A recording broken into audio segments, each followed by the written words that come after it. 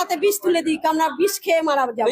আমাদের আর ঘুম নেই, রাত্রে ঘুম নেই, চিন্তায় মাথা খারাপ হয়ে যাচ্ছে। আমরা কি করব, কিছুই করার উপায় নেই। বিজেপি সরকার এসে আমরা মানলাম, ভালো হয়েছে, কিন্তু এ কি সর্বনাশ হচ্ছে। ও 1 লাখ টাকা করে পাবে, আমরা কি পাবো? আমরা কি স্বামীকে খাওয়াবো? আমরা কি স্বামীকে খাওয়াবো? বেচাকেনা তো হয় না, আসছে না, পার্টি তো আসছে না, বলছে গো মাতাই হবে না। তাই এক্ষুনি আমরা কি করব, উপায় কি? তাহলে আমাদের মরতে হবে, তাহলে গরুকে অন্যমান্য ছেড়ে দিয়েছি। আমরা তো ইরির উপরে ভরসা করে আছি না, যে গরুর উপরে প্রত্যেক বছর একটা বেচা কেনা হয়, সবাই ইরির উপরে ভরসা আছে। কিন্তু এই যে একবার বলছে হবে কুরবানি, একবার বলছে হবে না, একবার 14 বছর গরু 6 বছর বাঁচে না, 14 বছর আয়ুত্ব দিচ্ছে। এ কি ব্যাপার? কই মমতা দিয়ে এরা করিনি তো। ওরে মরে মেরে বিজেপি তুলে লাভ এইটি হয়েছে আমাদের, যে আমাদের মরণ থানা কোনো লাইন নেই। ও দেনাটা মিটিয়ে দেয়, কারণ ও নিজে বিষ কিনে এনে দেয় না। গরু বিক্রি না হয় বিপদে পড়লেন হিন্দু ভাইরা, একেবারে কান্নায় ভেঙে পড়লেন তারা।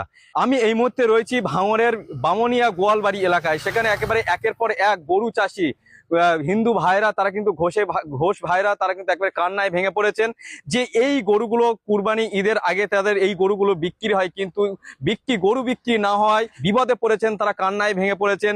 যে বিভিন্ন জায়গায় সোনার গহনা বন্ধক থেকে শুরু করে লোন নিয়ে তারা এই গরু তুলেছিল, এখন এই গরুগুলো বিক্রি করতে না পারায় তারা কিন্তু একবার কান্নায় যেমন ভেঙে পড়ছেন, পাশাপাশি নবান্নে গরু তুলে দেওয়ার কথা বলছেন, নবান্নে গিয়ে গরু ছেড়ে দেওয়ার হুঁশিয়ারি দিচ্ছেন। হিন্দু ভাইরা কি বলছেন, ঘোষেরা ভাইরা কি বলছেন, শোনাবো আপনাদের। মুসলিম বা তারাও হিন্দু, তারা তো মিশছে একসাথে, আমরা তো একসাথে আছি। তারা কোনোদিন দেনদারি করেনি কি কারু আমাদের গলা ধাক্কান দিইনি। ওদের কুরবানিটা ওদের করতে দাও, আমরা বাঁচি। আমি কি করবো এবার, আমি কি করবো? আমার এই 5 লাখ টাকা ব্যাংকে দেনা, আরো বাইরে থেকে 3 টাকা করে 4 টাকা করে সুদে নিয়েছি 5 লাখ টাকা। তাতে কি করে মেটাবো আমি? শুভেন্দু অধিকারী এসে তুই গদিতে বসে আছিস, তুই কি করছিস? মানুষকে এরকম করে হিন্দু ধর্মতে সবকিছু তো নষ্ট করে দিচ্ছিস।